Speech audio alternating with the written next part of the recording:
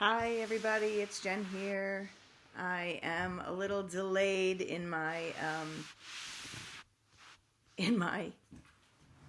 live because yesterday I got completely caught up in making all sorts of yummy desserts and stuff and trying to get ahead of the Thanksgiving meal, even though it's just my family.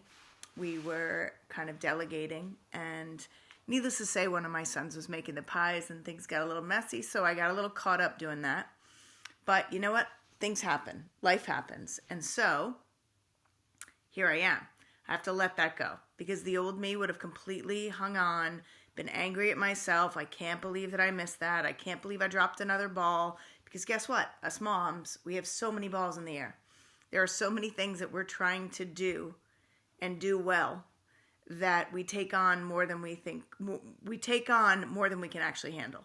So I had a couple of balls I dropped last night, and you know what? I'm human, and it's a lesson for me. It's a lesson for me not to overextend myself, and I need to let go of that feeling of being not enough or failing or letting people down, because here's the deal. I'm human. So I had one of those moments. Somebody had texted me last night saying, I'm sorry I missed the live. And I thought, oh my gosh, I completely forgot the live. So no worries. Here I am. Thanksgiving Day. I'm grateful for this opportunity.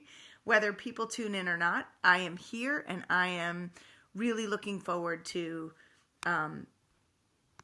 just getting this out there and hopefully helping people with some gratitude. I know it's Thanksgiving morning in the U.S. right now. And obviously lots of people their plans are a little bit changed because of what's happening in the world. And there's some travel restrictions going on. So that being said, here we are. Right? I have a little bit more flexibility. I don't have a crowd coming to my house like usual, which is different. But there's one other thing I got to let go of, is that holding on to what my expectations are, right? We talked about that in the first Letting Go series. The expectations of, this is what Thanksgiving is supposed to be. This is what it's supposed to look like. Well, it is what it is today. And when we learn to be a little bit more present in our lives and a little bit more flexible versus rigid in the way that we view life, then we're able to flow a little bit more. And that flow is what creates the ease, the happiness, the healthiness, and the joy, because we're able to truly be in the moment. So letting go of sort of comparisons as far as, okay, this is what it's supposed to look like. This is what a family Thanksgiving looks like, or this is what this situation, whatever situation it is supposed to look like. Or even, that's one of the things about Facebook. I hear so many moms and women say that they're not going to go on Facebook anymore because it just makes them sad, because they're seeing what a great life people are having, or they're seeing the trips and the travel that people are doing. And you know what? We tend to hold on to that, compare it, and that makes us think of what's lacking in our own life. So absolutely, if you have that mindset of comparison where you're constantly looking at other people's things, looking at what other people's kids are doing, looking at what other people's travel is, looking at what other people's gatherings and foods and meals are, then of course you're going to not feel so great, right? Because you're focused on what other people are doing instead of focusing on what you're doing and what you want and what you have. Because again, as we talked about in the last one, you only have control over you. Right? If you want to have that fancy meal that this person prepared, then tackle cooking or learn cooking. You can control that, right? Or if you want to travel, obviously it's a little hard to travel right now, but if you want to travel, you can do some virtual travels. One of the things that I'm noticing too on Facebook is a lot of people are posting pictures from past travels that they've done. They're not actually traveling right now, but they're remembering sort of those travels and they're posting them. But a lot of people I've heard go, whoa, so-and-so just went on the trip to here. I'm like, no, they didn't. That's an old trip that they took, right? It's like if I post pictures from Nice or from Spain, I went last year, right? But sometimes it's really fun to pull up those memories and to kind of relive in a way of traveling in our mind, right? So I'm totally digressing here.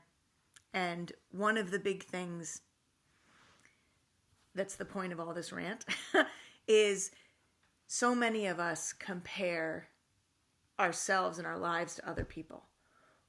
And so many of us are focused on what we want and what we think we want in our life, or what we think we want our life to look like. And we're so future focused that we actually aren't even open to what's actually what we have in our life and what's happening right now in the moments of our life, right? So we miss out on those moments because we're so busy focusing on the future or focusing on what we think we want. So one of the things that always struck me, especially, and I'm not trying to be sexist here, but just in my experience, I've heard a lot of men talking about being in their children's lives, right? And in the beginning, when we had little kids, like some friends of ours, we had little kids.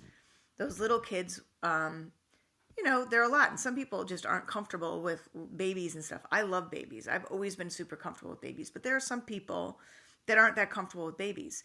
So it's like they're getting through that period of time, looking forward to when they're older and able to do blah, blah, blah, blah, blah. But what we don't realize is that when we don't connect with our children in those younger years, when we don't form a bond and a connection with them in the younger years, it's harder to get that connection later on.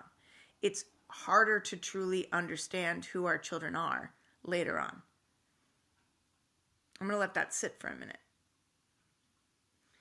Because so many of us come into the world or come into parenthood thinking, this is the way I'm going to have my life. This is the way my kids are going to be. This is what parenting should be. I'll tell you, when I first was a mom with my first son, I definitely had these thoughts about what a good parent looked like and what a bad parent looked like. I definitely had these thoughts about, and I had plenty of moms in my ear. One of my dear friends, we all lived in this apartment building. And one of my dear friends, I remember in my ear talking about, oh, this is how you get them to sleep. This is how you do this. This is what your schedule should be. And I listened because you know what? I was new to this mom thing. But what I quickly realized is everybody's doing the best they can with what they know, right? And some people have the tools in their toolbox to get more information. And some people don't have the tools in their toolbox to realize they don't know, right? Or they have this defense mechanism that makes them worried about what other people are thinking and not want people to judge them. So they sort of get very defensive. I experienced that. And let me tell you, I was one of those bitchy moms in the beginning, to be honest, that I thought, okay, my kid's going to be perfect. Not really. That wasn't my intention. But yes, I definitely thought, okay, this is the way to parent. This is the way to do things. And I would certainly, we all have moments of mom shaming. We all do. I would certainly have moments where I thought, oh, wow, well, she needs to get a hold of that kid or see a kid having a tantrum or whatever. And then I had my second son. And let me tell you, that flipped all of my expectations. Everything I thought of as a parent flipped it completely on its head. And I became mom shamed. Like with that child wasn't following the rules. That child wasn't, I had to relearn how to parent him. Each one of my 4 kids are completely different. And what they need from me is different. Although they all need my connection, they all need me to be present in their life, they all need me to see them and hear them. That's what every child needs. That's what every person needs, I think. But how I parent them and how I show up in their life is different for each one of them. And if I look at everybody outside of me and I look at what they're doing with their kids, or I look at what, I have teenagers now. So look at what classes they're taking, look at their grades, look at, huge with club sports and competitive sports, and look at what's this person doing, what's that person doing, is this person doing AAU, is this person doing club lacrosse, is this person on a club soccer team? oh, I need to be doing that. We get so caught up in comparisons and thinking that we should be doing something to keep up with everybody else that sometimes we lose touch with who our kid is and what they want. And I think that that's a truly important thing, because that creates so much stress, and that creates stress on ourselves. And then when we feel that outside pressure with comparisons and expectations from other people trying to keep up, and we put that expectation on ourselves, we inadvertently put it onto our kids. And then we're not really being present with our kids. We're not really seeing our kids for who they are.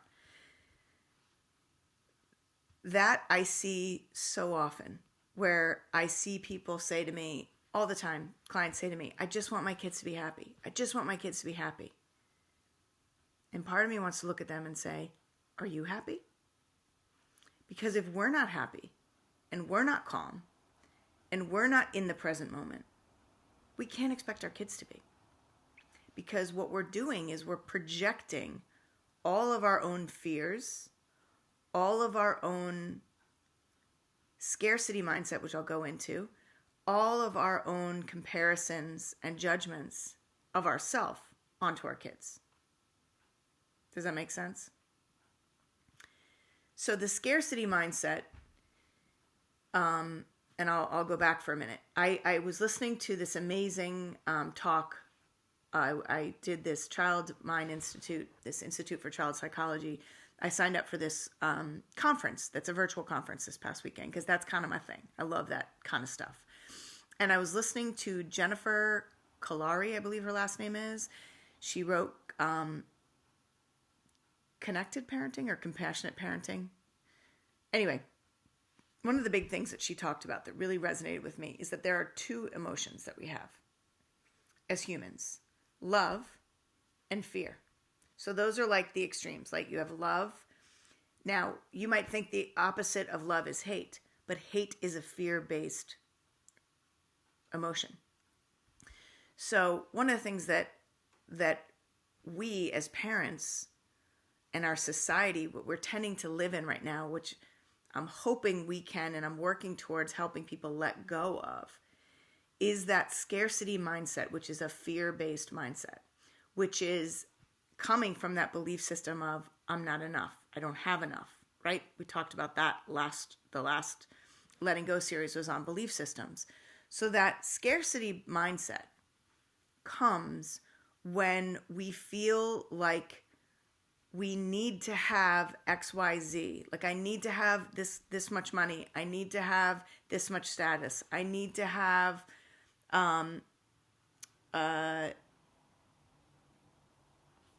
whatever it is. I need to have this many friends. I need to have this many likes on my Facebook page or on my, whatever. I need to have these things before I can be happy. That's a scarcity mindset, because it's coming from a place, instead of gratitude and embracing what you have, it comes from a place of not having enough ever. So it's like once I have all these things, then I can be present in my life and happy. Can you? Because when we are moving through our life in that scarcity, fear-based mindset of not having enough, I'll put it in I have a child applying for colleges.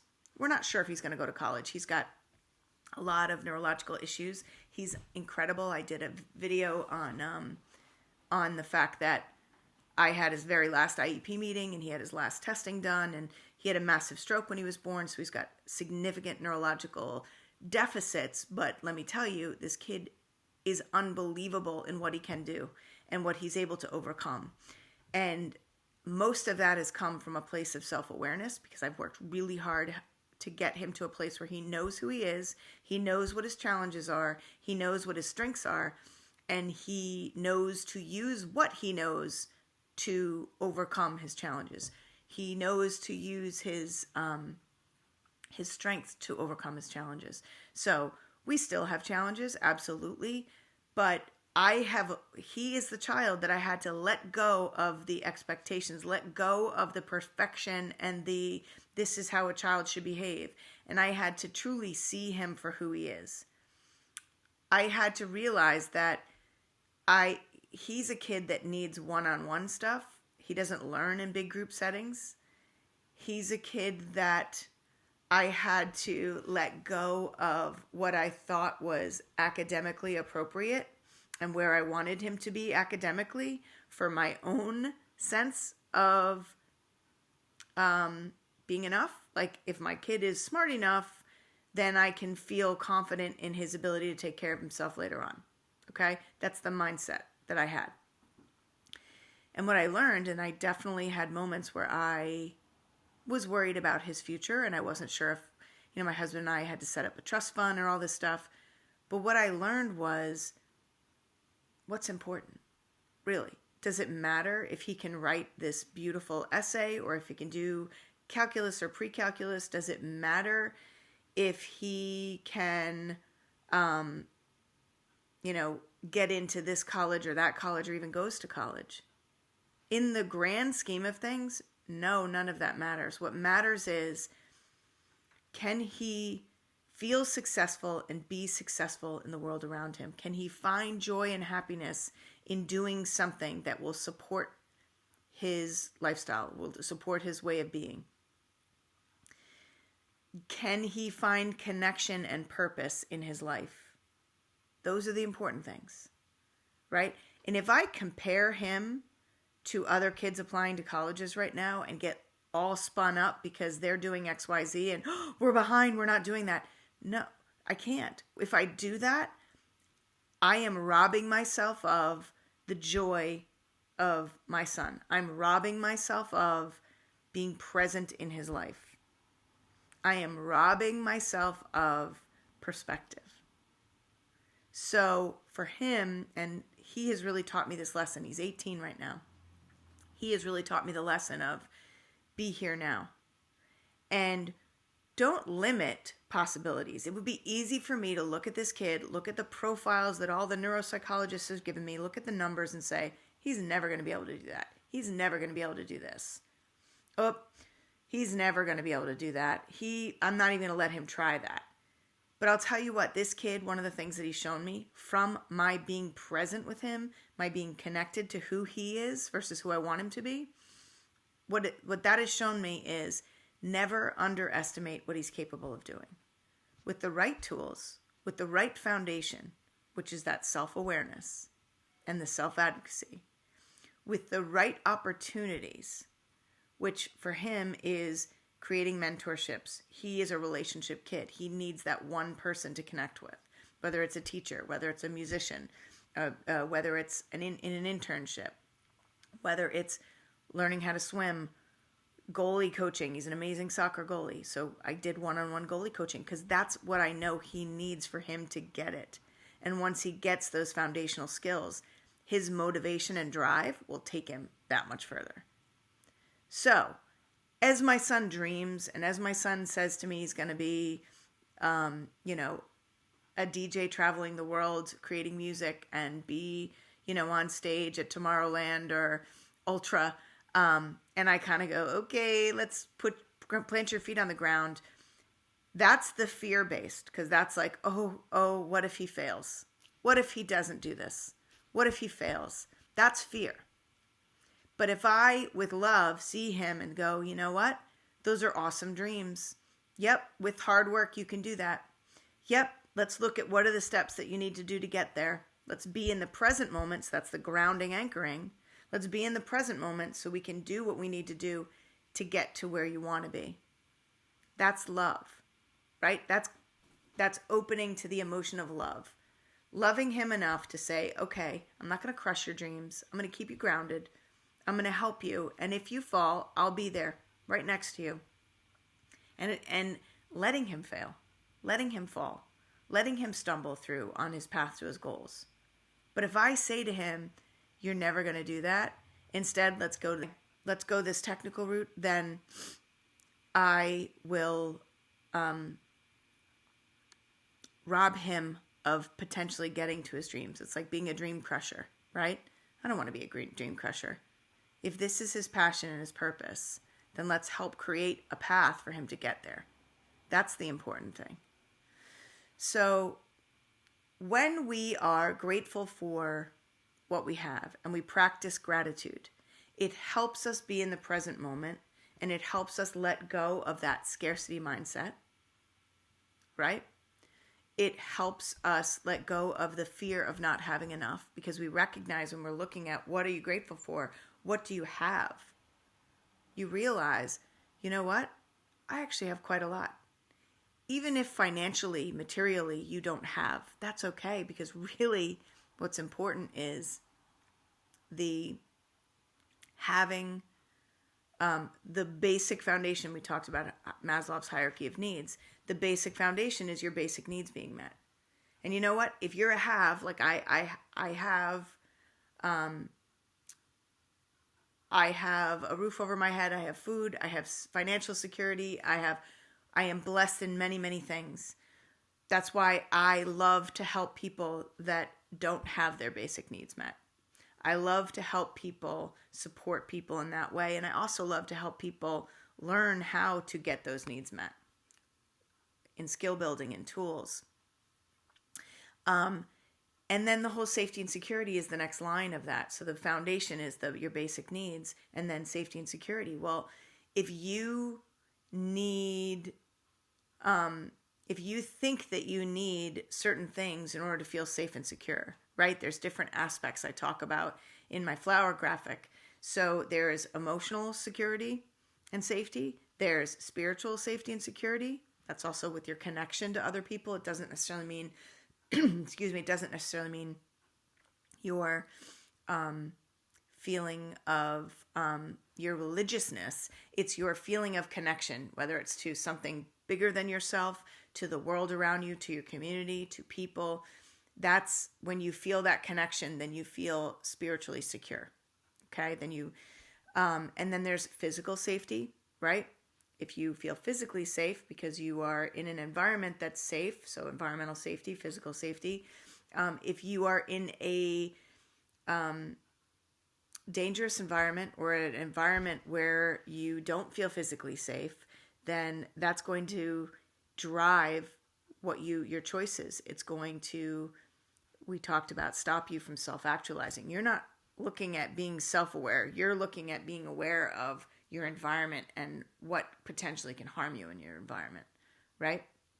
It's like in schools. If kids don't feel safe in their school environment, now there's different kinds of safety. There's physical safety, so where there's, not going to be a school shooting or somebody's not going to physically harm them in school. There's that physical safety, which we as adults can help control, right? But then there's the emotional safety. If kids don't feel safe enough to ask a question in class, or kids don't feel safe enough to be silly or get something wrong, or kids don't feel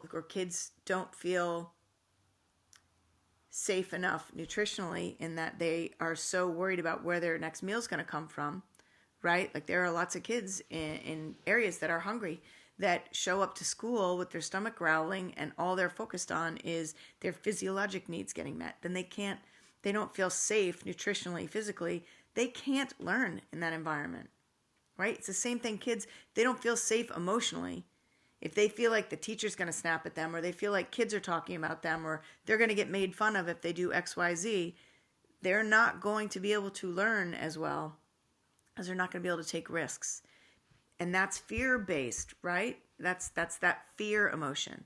If we can shift to love, which is it's okay to fail, which is empathy as far as like, oh, I've totally been there. I felt that way. Yeah, I've had that question too. It's nothing stupid. No stupid questions, right?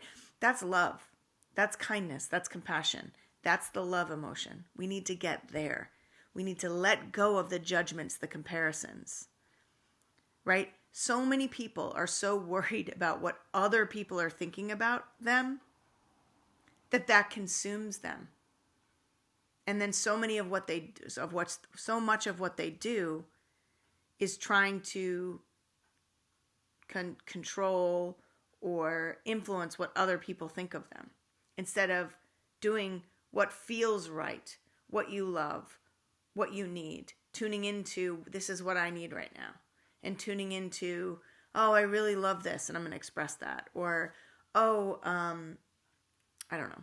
All sorts of scenarios can come up in my head. But do you see where I'm going with this? When we're so focused on comparison and judgment and scarcity, we get stuck in that fear-based mentality, which creates this fight or flight and this dis-ease in ourselves. So if we can start to shift and start to really focus on what we have, who we are, what our strengths are, and capitalize on that moving forward, and tuning into what is it that we love, what is that we need in our lives, then we can move forward in a place of strength and empowerment with a perspective of what we need to be happy, with the perspective of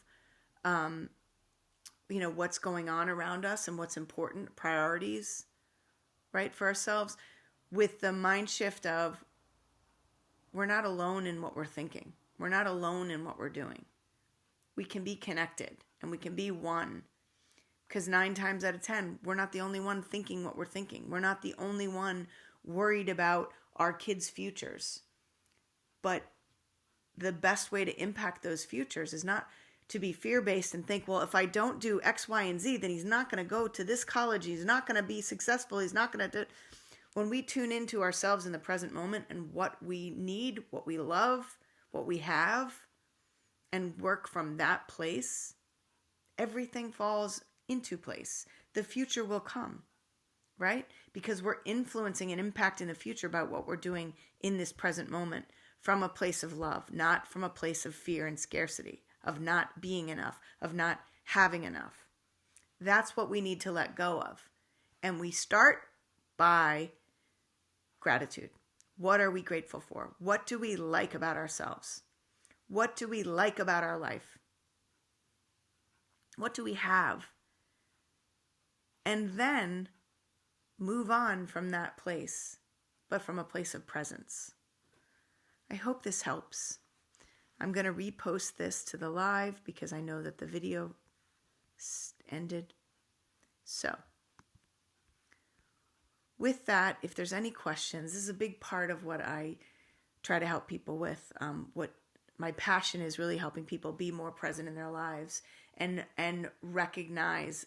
One of my Say Yes to Kids program is all about empowering kids with the knowledge of who they are, what their strengths are, what they need in the moment, and what their challenges are. You have to recognize what your challenges are, because to be aware of what your challenges are, you can then use your strengths to overcome those challenges. Okay? Instead of becoming a victim and compare yourself to everybody else and think that you need to be this way. Everybody's different. That's what's beautiful about humans, is that we are all different and we all have this uniqueness inside of us. And some of us we all have different strengths. We all have different challenges. Some of us have very similar challenges. Some of us have similar strengths, but we're all uniquely different in the way we are packaged. Okay? So embrace that. Be grateful for who you are and what you have in your life. That's what today is all about. That's what this is all about. And when we have that gratitude, then we can start to shift the way we perceive the world around us, the way we perceive our life. We can start to prioritize, and we can start to be more present in our life when we practice gratitude. Okay? All right, everyone. Happy Thanksgiving and be well. Bye-bye.